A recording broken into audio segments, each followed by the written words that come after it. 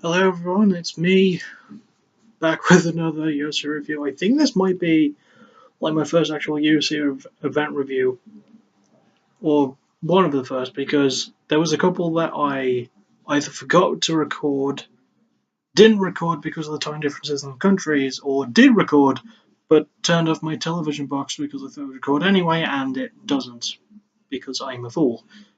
Anyway, UFC 198, well, Uh, Verdum versus Miocic is the main fight, but we're going to get right to the actual fights themselves, and we start off with. Okay, I'm going to point something out first. This is the first event in Curitiba, I believe. It's not the first event in Brazil, but it's the first in Curitiba. And every fight on the card has at least one Brazilian fighter fighting. So we're going to get right to it. Right off the bat, the first fight to kick us off is John Lineker, the Brazilian, against Rob Font, who is kind of new to me. I've never really heard much of Font. I think this is the first fight I've seen him in. And Lineker wins without a doubt. Just an absolutely smash. He wins by decision, but it's not a boring one. He outstrikes Font all the way through, pretty much, proving that he's probably the best bantamweight striker. Like, not the best fighter, but definitely the best striker, and really good wrestler as well. But yeah, he pretty much just like manages to punch clean very well, rocks Font a few times with the shots. Easy decision win for him, without doubt. Next up is Francisco Trinaldo, the Brazilian, against Yancy Medeiros from Hawaii.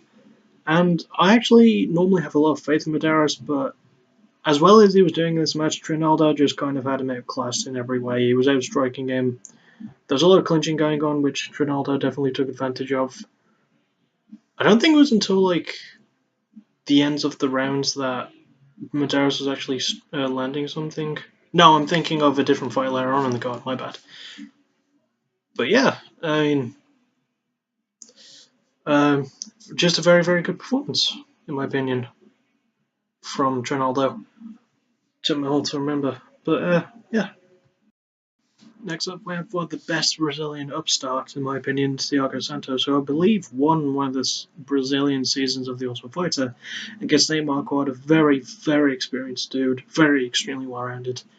And Santos won pretty amazingly. He won by knockout in the first round, landed a good head kick, which Marquardt managed to block, but then just followed up with punch after punch after punch. Then Marquardt went down, landed full on his head. And that was it, pretty much, for Santos. I mean, it was a very good win for him. What more can you say? Next up, we have. Okay, it was a good fight. Damian Maia against Matt Brown. These are two welterweights that have been around for a while. Matt Brown specifically stands out because, like, he was on a kind of a bad losing streak. Then in 2012, he just started like kicking ass and taking names. And I believe I will not get to that actually, not just yet. I will in a few moments. But the actual fight itself, it was very clinch heavy.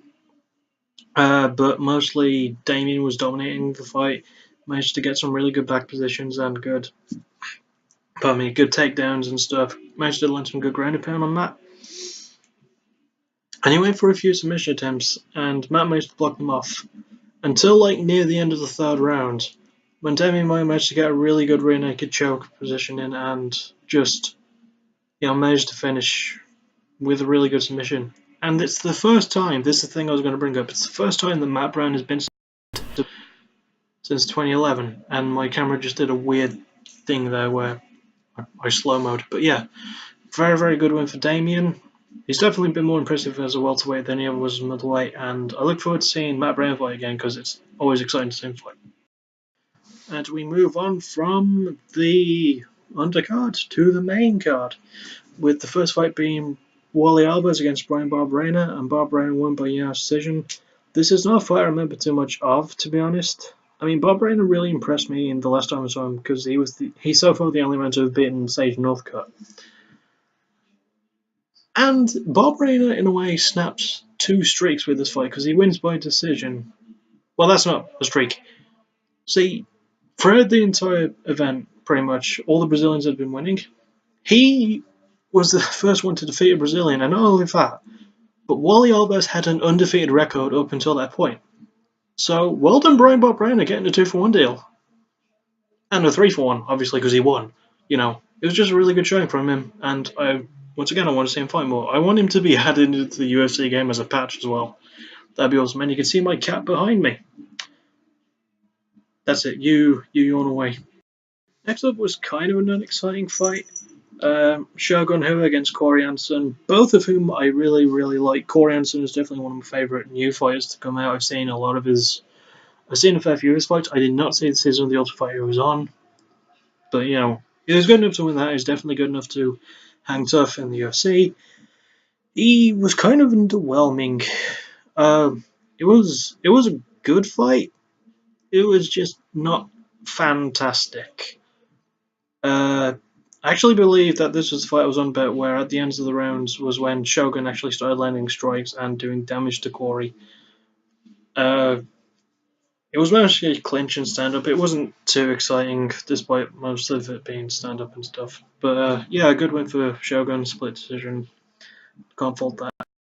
Next up, we have a fight pretty much everyone was looking forward to, as long time feared Brazilian female fighter Chris Cyborg finally comes to the UFC after so long of just not bothering, really. But, you know, she finally got to the UFC in the strawweight division, I believe. And wow. I mean, she definitely impressed, managing to knock out Leslie Smith pretty early on, you know. Leslie Smith is revered as a very durable female fighter, but Cyborg is Cyborg. She earned that nickname. You know, it's like Rampage Jackson earning the right to be called Rampage Jackson, you know. She definitely proved why she's called Cyborg. She just absolutely smashed poor Leslie. And suddenly I turned into Sean Connery for a second there. But yeah, it was a good fight. I'm looking forward to seeing Cyborg fight more. Maybe we'll finally get that Cyborg Ronda fight that everyone wants so much. Next up, we have two Brazilian greats who've been around for quite a while now. We've got Vitor Belfort against Ronaldo Jacare Souza. So either way, a Brazilian fighter was going to win this one. And the one that won was Jacare. Managed to get in a really good takedown early. Just, you know, eventually managed to find the right position. Ground and pound within like the last minute of the first round. And managed to get a TKO. I mean, not much else you could say about that. He's definitely proven himself a lot more as a striker, in my opinion. And I love seeing that evolution of him, and I think it's something that every MMA fighter should aspire to do. Like Chris Weidman did, you know, he evolved from a wrestler to like a great, just all rounder and stuff.